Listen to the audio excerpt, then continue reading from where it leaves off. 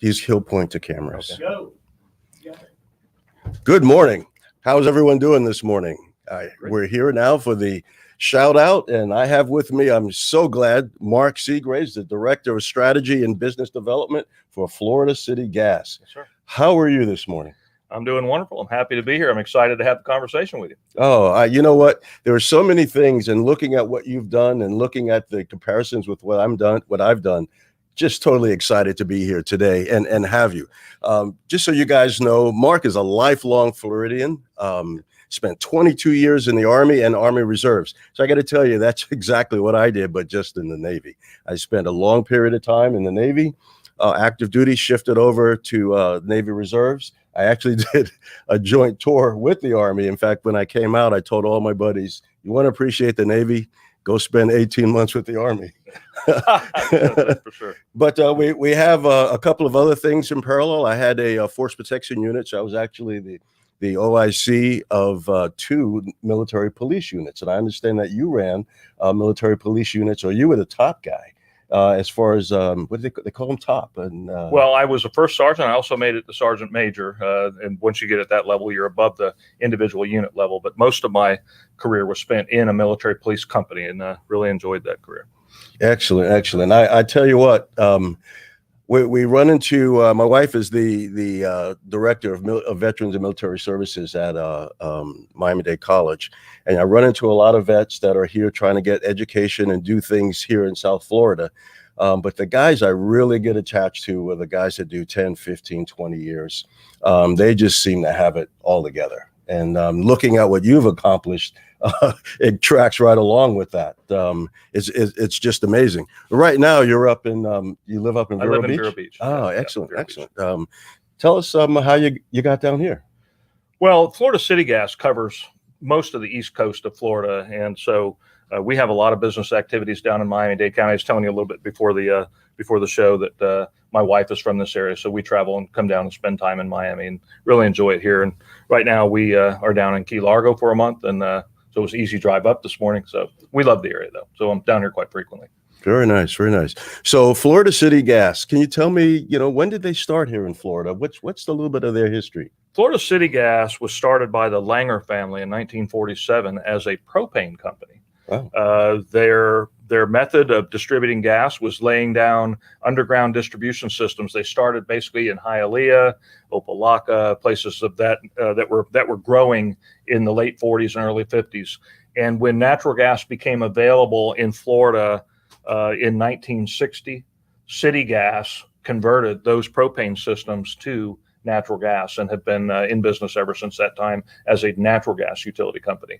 We were acquired by NextEra in 2018, and we are basically a subsidiary of Florida Power and Light, being a regulated utility. NextEra is kind of divided regulated, non-regulated activities. So Florida Power and Light, Gulf Power, which is being folded into Florida Power and Light, and Florida City Gas are all regulated. So we're kind of on that side of the business. So since that time, we've been continuing to expand, and we're presently going further south in Dade County, down into Homestead, and I know that you're aware of some of what we're trying to accomplish down there. So that's basically the short history of the company. They've been around since 1947. Okay, so shifting from propane to natural gas, what's the difference between the two?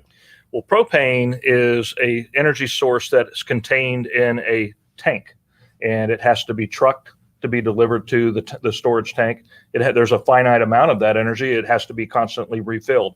Whereas natural gas is brought in via pipelines from its source, from basically the bottom of the well, through refining, through transmission, down to the local distribution company, which is the space that we're in, and then distributed to customers through a meter. And so it's in an inexhaustible supply of energy, whereas in propane, you have a finite amount. The tank can run out. Natural gas never runs out because it basically comes from a network all throughout North America. So is that a reason? Is there a reason that it's important then to have natural gas in the community? Well, there's multiple reasons to have natural gas in the community. Number one, in Florida, you certainly don't need it to sustain life as you would if you were up north where it's freezing cold. So propane is a lifestyle choice. Not propane, excuse me. Natural gas is a lifestyle choice. It is an economic choice. And here in Florida, where we have not too infrequent hurricanes, natural gas is a very popular choice to be able to supply yourself with backup power, whether it's for your business or for your home. Ah, see, and that you just threw that segue in there for me, because I was wondering about hurricanes and natural gas and the advantages of that. Can you tell me a little bit about that? Absolutely. Well, first off, natural gas is a very, very abundant resource here in the United States, and so it doesn't come from foreign sources. So it's not subject to interruptions due to foreign political issues and whatnot. It's an American resource. Number one. Number two. It's the cleanest of all of the carbon-based fuels. It is what's called low carbon. It's not no carbon, but it's very, very close. So it's very environmentally friendly. Number three, because of the vast amount of natural gas supply, it's very economical. It's half the cost of any other competing energy source. So that makes it a very popular choice for industrial uses, for commercial uses, and then just for individual homeowners. That's what makes it so popular. Okay. All right. So the obvious question there is, now, how safe is it? If we have this all over the place in a big storage facility that's proposed, we'll get to that in a minute. Is it safe? It's absolutely safe. I've been in the business for 33 years, and I have never had, fortunately, I'm knocking on wood, a customer or an employee injured by natural gas. Natural gas is lighter than air. It dissipates rapidly. It is a very forgiving fuel, and we do experience leaks and things of that nature when excavation damage. Contractors at times do not call the state's call before you dig 811 Sunshine to get a delivery ticket, or not a delivery ticket, but to get an excavation ticket, and we're subject to excavation damage, but it's fixed rapidly. There's extremely rare that you have any type of flammable event with that, because the natural gas rises. It's lighter than it rises so rapidly that it makes it very safe. So when you see these big tanks exploding in the movies and the guy walking away flips the thing over his shoulder, that's not the way. That's some other energy source. That's not natural gas. Okay. And so gas stations, safety related, is there a difference? When I say gas stations, I mean petrol type gas stations. Yeah, one of the things that folks don't realize is that every time that you're filling your tank, there's some vapor being emitted at a gas station. That's why you see no smoking signs. I mean, you have to be intelligent around any type of energy. You don't want to touch a bare electric wire. You don't want to strike a match near a gasoline can. There's some sensibility that people must apply when they're around energy. But again, natural gas is safer than what you would experience when you're filling gas in your own car. There's no vapor being emitted when you're distributing the natural gas to a home or a business. So, but when you're filling your car, there is. And even that is safe. But you're obviously not smoking, and you're being very conscious of your surroundings. So, so when you compare it to a gas station, it's much more safer than gas. Okay. All right. So if we're looking at expanding in our neighborhood, I know that you guys are looking at putting a new facility in our Park of Commerce. Yes. Can you tell me a little bit about that? So when you look at Florida as a peninsula, we're close to the southernmost area of the United States, and that means that when the transmission lines that deliver natural gas are at basically the end of the line here in Florida, we are growing so rapidly that we need this LNG, liquefied natural gas storage facility that will serve both as a backup in the event of an emergency, but also for peak days if before additional transmission resources are built, if we need to have good continuity with our supply to customers and not have any pressure issues or whatnot, we can inject from that liquefied. We can vaporize the liquid that's being stored in the tanks, inject it into our natural gas system, and the reliability is maintained at 100%, just like we are today.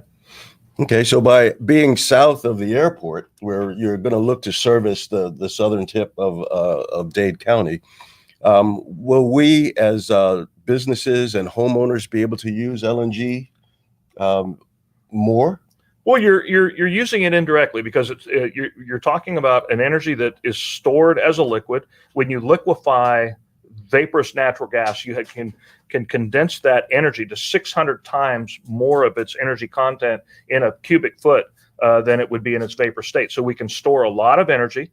We can vaporize that energy when it's needed during periods of peak demand or in the event of an emergency. And so for Homestead, being way down at the very end of the natural gas system in the entire country, this facility means that they being businesses, homeowners, can depend on natural gas being available even after a hurricane, a storm, in the event of emergency. If we have an excavation damage somewhere north of Homestead, the businesses and residents there do not have to worry about being without gas. This facility will keep them whole. Excellent. I saw some drawings of the artist renditions of the proposed location, and if you guys go on the website, you'll be able to see that. But I was very impressed with not only the safety, but you actually made an effort to made it look nice with trees and shrubbery to the point where you can't even see it from the street.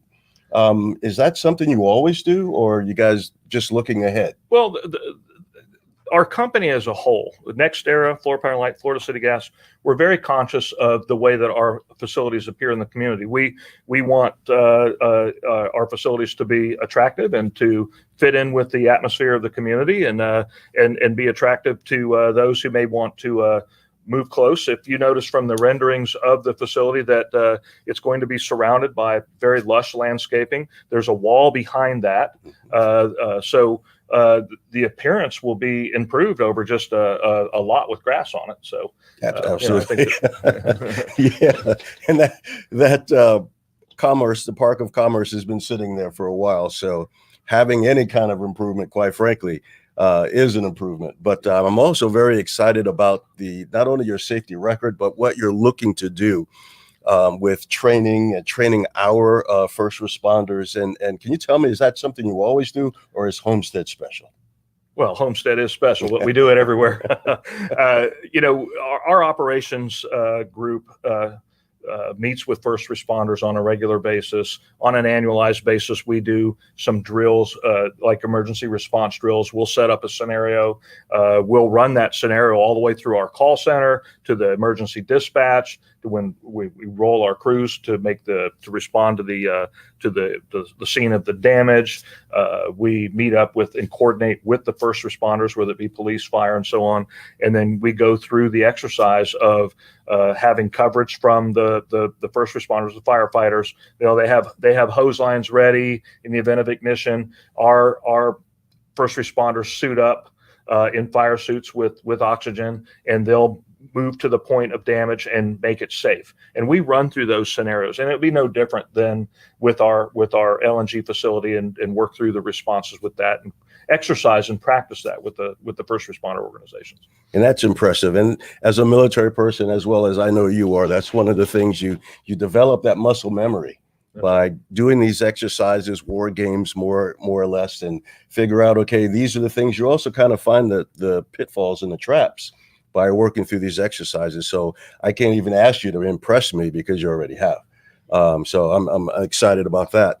I need to pause just for a second because we have to pay the bills. I need to throw an ad out there too. Completely. So I'm very happy again to mention that we are looking at doing events in the evenings through the South Dade Chamber of Commerce. We had a very successful SDCC after hours at Exit 1 Tap Room. The next one will be on the 1st of July, which is going to be Celebrate Your Independence from COVID. So that's coming up. We'll give you a location here very, very shortly. So please pay attention to that. We're also looking at doing a wellness fair. We had a wellness fair yesterday up in Cutler Bay. The next wellness fair, it will be scheduled for July, and it will be down in Florida City. So we'll be throwing out all kinds of things, mammograms, blood drive, testing, and things like that, just to make sure that we're providing our community with the things that they need, both medically and otherwise. Kind of copying off of these guys because they're getting it done. So we want to do the same. So let me ask you, if Mark, I'm sorry to just cut right back over to you. No problem. If someone wanted to learn more about your services, how do they do that? Well, there's a number of resources out there. First, they can reach our website, www.floridacitygAS.com. They can reach out when they call we have a customer service line. They can then be connected to an account executive if they're interested in establishing service, and that account executive will take them through the entire process and make sure that the customer understands what the economic benefits are, the process of that we have to undergo to get natural gas to their location, how they'll receive their bill, what that looks like. We have actually like a pre-flight checklist, if you will, that we go down through step by step to make sure that we're very consistent in how we explain our service delivery and make sure that we do not forget anything. And then both we and the customer signs off on that. We call it a quality control checklist, and we go down through that and make sure everybody's pretty well educated by the time they start service. Nice. And that's both business and residential? It's for all customers, business or residential. Excellent. So I hear you're saying that your time and effort is more or less an investment in our community, which is exciting to me. I'm trying to get businesses, we are trying to get businesses to invest in South Dade, really, quite frankly, in all of Florida. But in looking at South Dade, we want our growth to be responsible. And that's one of the things that I really, really like about what you guys are doing, what FPL is doing. You're responsible in your growth. It's nothing that's erratic. It's nothing that's unplanned. It's nothing that cannot be controlled. And what that does for a community is we don't have sprawl. And every situation has emergency management that's lined up for it, medical services that's lined up for it, and just plain every day, let's have a good time in life. So I really, really am appreciative of what you guys are doing. And we're trying to do that with the chamber also. If you want to know more about what we're doing, please go to southdadechamber.org and take a look. And as soon as you finish with that, you need to go over and take a look at Florida City Gas and see what they're doing, because they are part of this community and they're helping us and to help each other. One of the things I mentioned the other day at the city council, you have employees that live in our community. They're our neighbors. Their children go to school with our children. So what happens to us happens to them. And so you're more or less a big company that acts like a small company. And I really, really like that. I really do. We deeply care about the communities we serve, and we invest in them.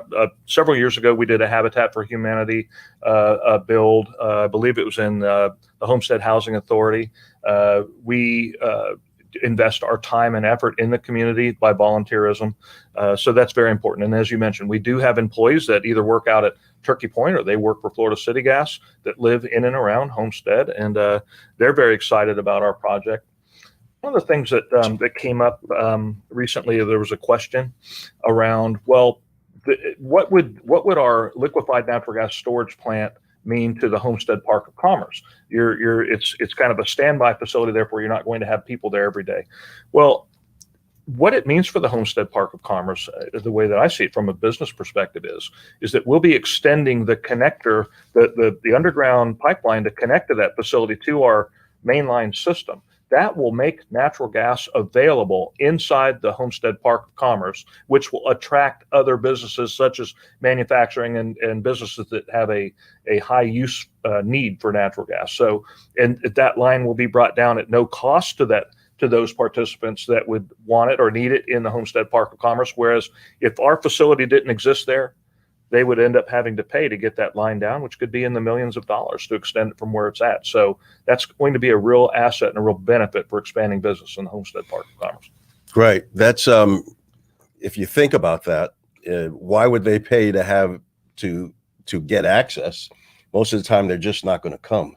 But with you guys being there in that facility and the pipeline that they can then tap into, it's not really only the Park of Commerce that is going to be impacted, but anyone anywhere in the city, if they want to bring a business down, they're going to like that. That's exactly right. You know, this facility that we intend to locating the Homestead Park of Commerce is not an activity to make money on behalf of our company. It's to ensure that we have the reliability that we need to serve the communities in Homestead and to points north in the event of a storm or an unlikely pipeline outage. Homestead, the hospital in Homestead will continue to have their energy for, so that they can continue with surgeries and hospitalizations. The grocery stores will have their backup power. Restaurants, laundromats will be able to continue to operate in the event that we have a storm-related outage or some type of damage. What about tax benefits to the city of Homestead? Well, we pay taxes. We're a good corporate citizen. We pay the appropriate taxes for the investment in property and so forth. So if you think about the ad valorem taxes that will result from the facility being constructed, but there again, there's also all the utility taxes and franchise fees that go along with utility service that go back into the coffers of Homestead itself. And they, obviously, the city invests in the community. So there's a lot of taxes being paid and a lot of taxes that are being utilized to support the community. So on its face, then, there's a value in us having that plant, that facility here. I mean, just in the fact that it's there and that you own it and that you're going to do things, including paying your taxes within the city of Homestead. It's the interesting thing is that it's doesn't make noise that really gets outside of the property boundaries. There's actually two walls that are inside of the property boundary, and then with the lush landscaping around it, it almost looks like a city park when you walk by. So you won't know it's there, but you'll enjoy it being there when the power goes out or when the natural gas has a potential supply disruption upstream, which doesn't normally happen, but it's there, and you'll be thankful if in the event of an emergency that this location that no one knows about. And that's the great thing.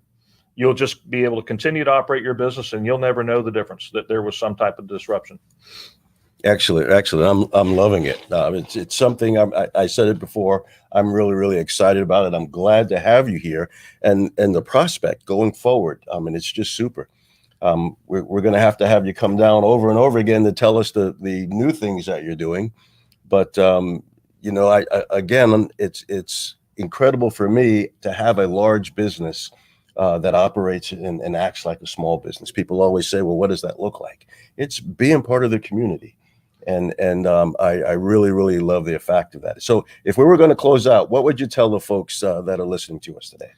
Well, I would just tell everyone that we very much enjoy being in Homestead. We're there for the long haul. We're going to continue to invest in the community. We have expansion plans, whether it's going west, going south, going further north, or out to the east.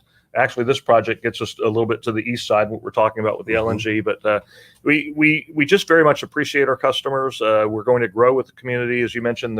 There's taxes that we pay and proceeds that help support that local growth, and we appreciate being part of the chamber and being active in those roles. So I thank you very much for inviting us on the show today. My pleasure. Folks, we have spent the morning with Marc Seagrave, the Director of Strategy and Business Development at Florida City Gas. It's been fun for me. It's been exciting for me. I hope you learned something this morning. If you have any questions, please reach out and we'll see if we can get them answered. In the meantime, we will see you on the Shoutout next week.